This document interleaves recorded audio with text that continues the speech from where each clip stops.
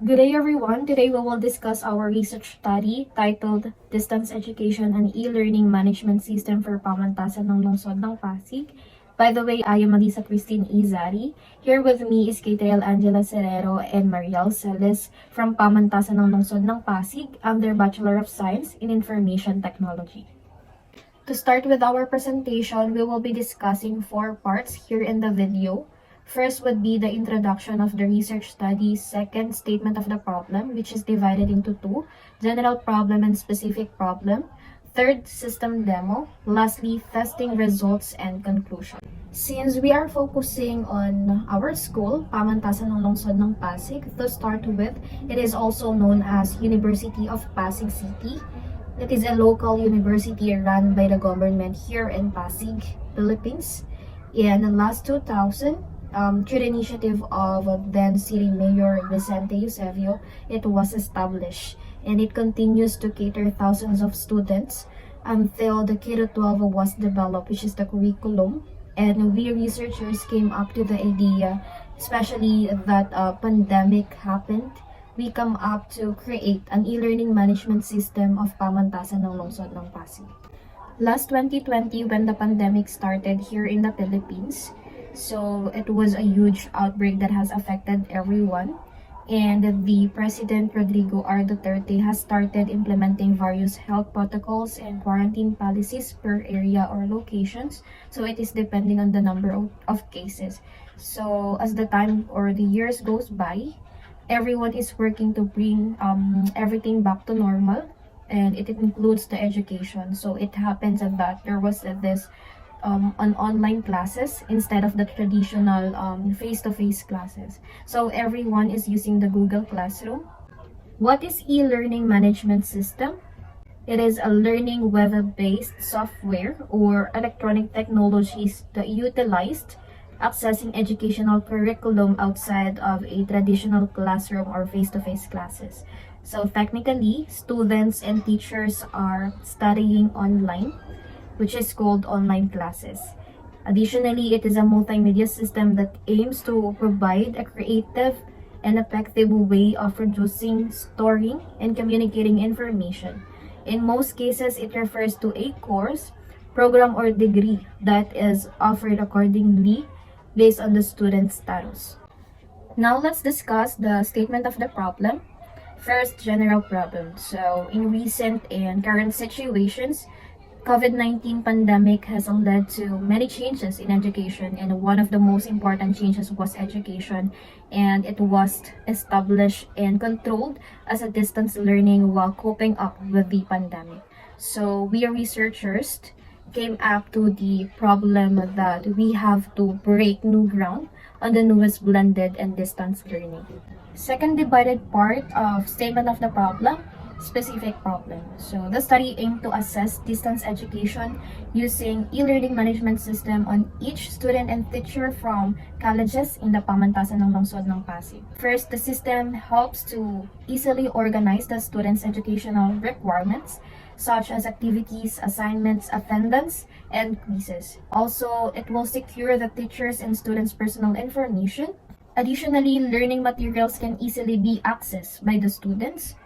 The system will allow and will help the teachers publish all the requirements of the students. Also, it allows users to upload and download the subject syllabus and its contents. Furthermore, students and teachers can manage the grade and generate a grading system. Lastly, it allows or the system can generate quizzes and major examination. To start with our system demo, let's start first with the admin interface. So let's put the admin credentials, and then it will route you to the login successful and then dashboard. You can see here the number of registered teachers and students, as well as the classes, downloadable file or materials, and subjects.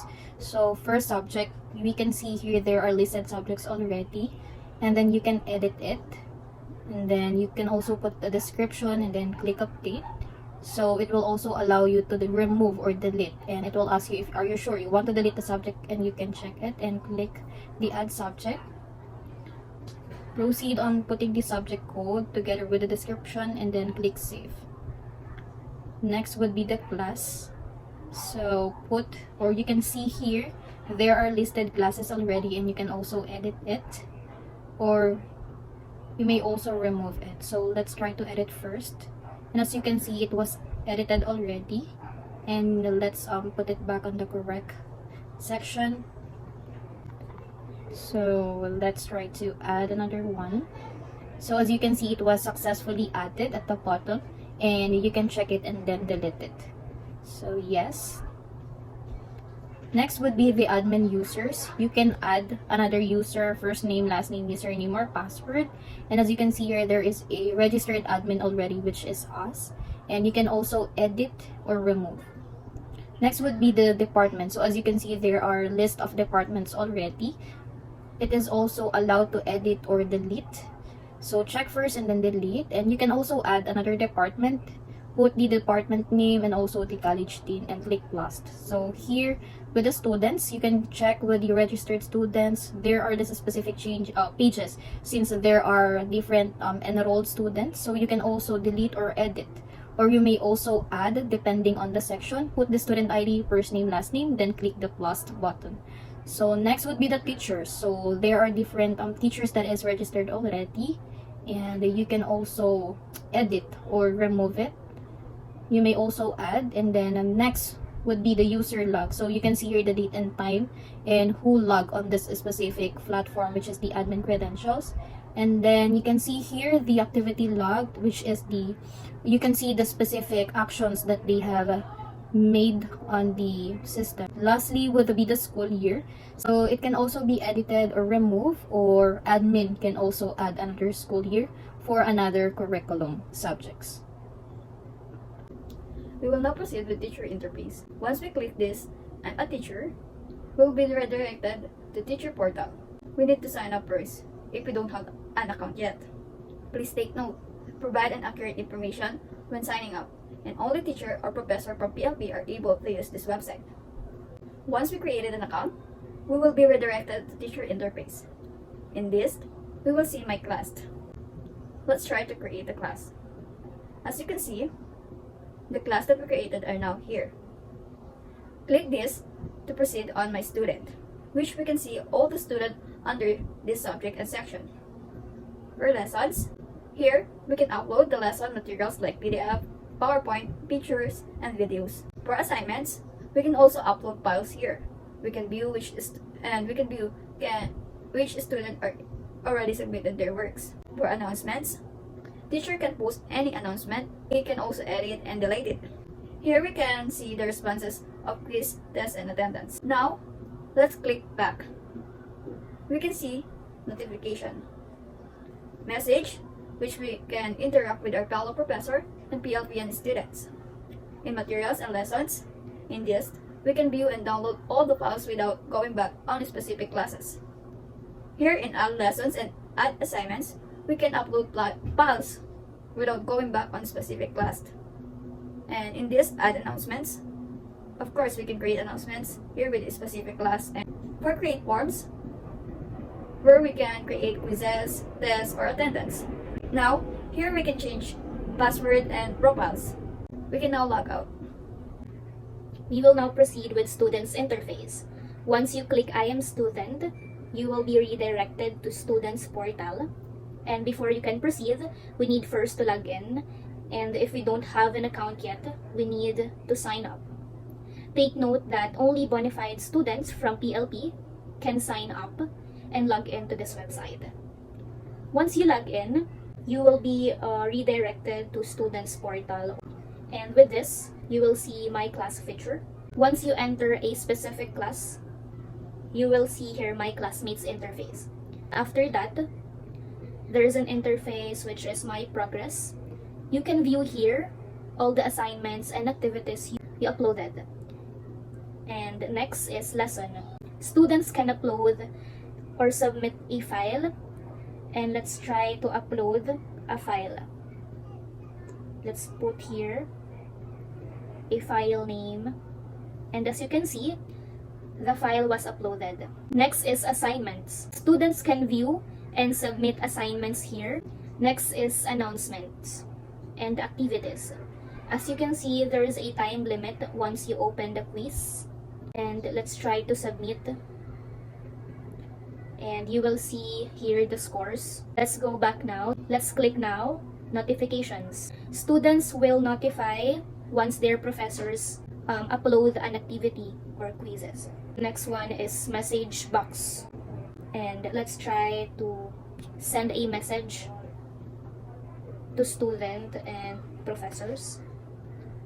And now, let's try to upload a picture in our profile, and that's it. We can now log out. Now let's discuss the testing results wherein we have used system evaluation form as a research method in order to get our targeted result. We have calculated the mean of all the results, which is the targeted results. It shows here at the table the numeric rating together with the scale and verbal interpretations. 1 to 1.49. Second would be good. The third one would be very good, number 3, which is a total of 2.50 to 3.49. And then lastly, excellent. It is number 4 as a numeric rating. The total average or mean computation of the targeted results was 3.24, or in verbal interpretations, it's a very good, or numerical rating, number 10. As researchers, we arrive at the conclusion that the system's design or attractiveness engaged consumers and was user-friendly. The system was excellent in terms of functionality, and errors are commonly encountered when creating a website. The system is functional even if there are technological problems. The system is very simple to use as a learning tool. The system can be accessed also anytime, any place, using data or Wi-Fi. The system's key objectives are error control and maintenance. They appear to be familiar with the system's UI at first glance, and as a result, the system presents itself to users as a useful tool for online learning.